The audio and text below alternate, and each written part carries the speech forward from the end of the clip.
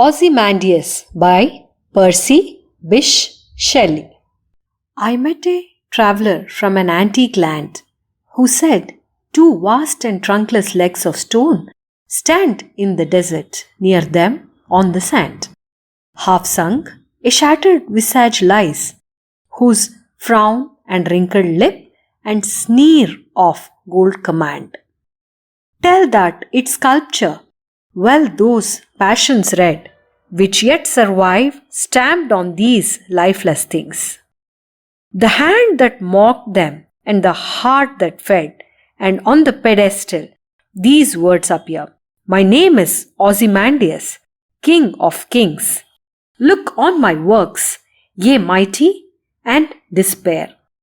Nothing beside remains round the decay of that colossal wreck, boundless and bare. The lone and level sands stretch far away. I met a traveler from an antique land." इस कविता ओzymandias में कवि एक मुसाफिर से हुई मुलाकात के बारे में याद कर रहा है, जो एक पुरातन स्थल से था और जिसे एक टूटी फूटी प्रतिमा के बारे में एक कहानी सुनाई थी। और कवि अब उस प्रतिमा के वर्तमान स्थिति के बारे में वर्णन कर रहा है।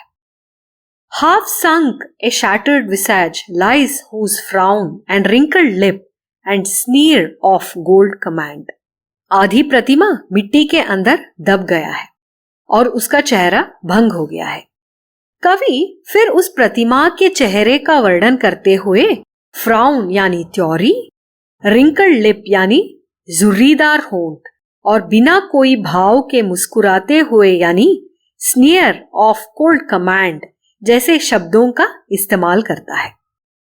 यात्री कवि से कहता है कि शिल्पी को जैसे उस प्रतिमा के भावनाओं के बारे में बहुत बारीकी से पता था। Which yet survive stamped on the lifeless things, the hand that mocked them and the heart that fed. कवि कहता है वो शिल्पी और वो प्रतिमा भले ही नाश हो गए हो, लेकिन उनमें छिपे भावनाएं अभी भी जिंदा है और उन भावनाओं को हम उस निर्जीव प्रतिमा में देख सकते हैं। And on the pedestal these words appear, My name is Ozymandias, King of Kings. Look on my works, ye mighty, and despair. Nothing beside remains. Ozymandias अपने आप को बहुत शक्तिशाली समझता था कि जैसे बाकी सबके काम उसके सामने फीके पड़ते थे और जो कोई भी उसके साथ लड़ना चाहता था वो खाई में गिर जाता। ये शिलालेख का उद्देश्य ये था कि वो शक्तिशाली राजा को अपने पराक्रम पर बहुत गर्व था और उसने अपने आप को राजाओं का राजा घोषित कर लिया था और उसकी महानता के आसपास कोई नहीं पहुंच सकता था। और इन शब्दों को मूर्ति तल पर लिखा गया था जिसके ऊपर ये प्रतिमा स्थापित हुआ था और अब वो वीरान बन चुका था। ये शब्द एक अहंकारी एकाधिपति की थी। उस प्रतिमा की वर्तमान स्थिति और उस एकाधिपति के शब्दों में जमीन आसमान का अंतर था। Nothing beside remains round the decay of that colossal wreck, boundless and bare. The lone and level sands stretch far away. टूटी और बर्बाद हुई प्रतिमा रेगिस्तान में पड़ी हुई थी, जो जगह दूर दूर तक सुनसान थी। उस जगह से ना लोग गुजरते थे, ना ही वहां से होकर जाने के लिए इच्छुक थे, जो उसके बीते हुए कल के वैभव से बहुत अलग था। एक महान नेता रेगिस्तान के रेत में जैसे गाड़ दिया गया था। शेली की ओzymandias एक ऐसी कविता है जो नश्वरता के बारे में बात करता है। ये एक यात्री के दृष्टिकोण से देखा गया है जिसने ओzymandias की महानता को जमीन पर गिरे हुए प्रतिमा में देखा।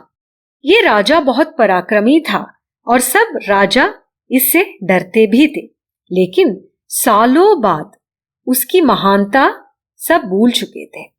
ये कविता उस अहंकारी राजा को दर्शाता है जो समझता था कि उसका कोई शत्रु ही नहीं है और अपने जनता के प्रति वो बहुत क्रूरी भी था। शेल्ली की एक कविता ये बयान करती है कि कोई भी नेता, राजा या एकाधिपति समय से नहीं जीत सकता है। अर्थात प्रसिद्ध राजा और नेताएं जैसे कि नेपोलियन, जूलियस सीजर और भारत में सम्राट अशोक, कृष्णदेवराया, सब में एक समान लक्षण देखा जा सकता है। उनके द्वारा स्थापित राज्य उन्हीं के साथ पतन हो गए। ये कविता हमें ये भी याद दिलाता है कि समय, इतिहास और प्रकृति भी अन्य जीव की तरह नाश हो सकते हैं। ये कविता ये भी दर्शाता है कि राज, सफलता, अधिकार, पैसा, स्वास्थ्य और यश शाश्वत नहीं है और ये तब तक रहेगा जब सब तक ठीक ठाक चल रहा है, वरना सब मिट्टी में मिल सकता है। जैसे कि राजा ओसिमैंडियस, जो एक जमाने में एक अपूर्व राजा था जिसकी महानता बहुत प्रसिद्ध था, वो अपने ही देश के वीरान सी रेगिस्तान के रेत में दब कर रह गया है। कवि परिचय। पर्सी बिश शेली 1792 से 1822 एक महान अंग्रेजी रूमानी कवि था। उसने आगे आने वाले कवियों की पीढ़ी को बहुत प्रभावित किया है, जैसे रॉबर्ट ब्राउनिंग, W.B. यीट्स वगैरह। ओसिमैंडियस उसकी एक प्रसिद्ध कविता है।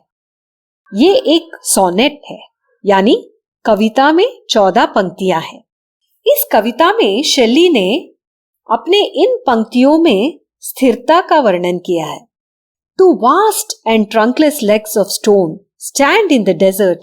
Near them, on the sand, half sunk, a shattered visage lies. और झट से समय की गति को बदलते हुए nothing beside remains round the decay of that colossal wreck, boundless and bare. यहाँ समय को एक घातक शक्ति के रूप में दर्शाते हुए लिखते हैं कि समय सबका विनाश कर सकता है और नश्वरता को प्रदर्शित करता है। कविता में प्रतिमा को अधिकार, आकांक्षा और प्रतिष्ठा का संकेत के रूप में दिखाया गया है। प्रतिमा का नाश ये समझाता है कि मानव की शक्ति केवल क्षणिक है और सबका अंत होता है और कुछ भी स्थिर नहीं है। ओसिमैंडियस, उसकी प्रतिष्ठा, अधिकार सब नश्वर था और उसके साथ ही मर गया। रेगिस्तान और समय ने उसकी प्रतिष्ठा को निगल लिया और आज के जमाने के ताकतवर लोगों का भी वही हालत हो सकता है। धन्यवाद। ऐसे और कविताएं सुनने के लिए लॉग इन कीजिए हमारा YouTube चैनल अचला विस्मय का। लाइक, शेयर, सब्सक्राइब और कमेंट। Bye bye.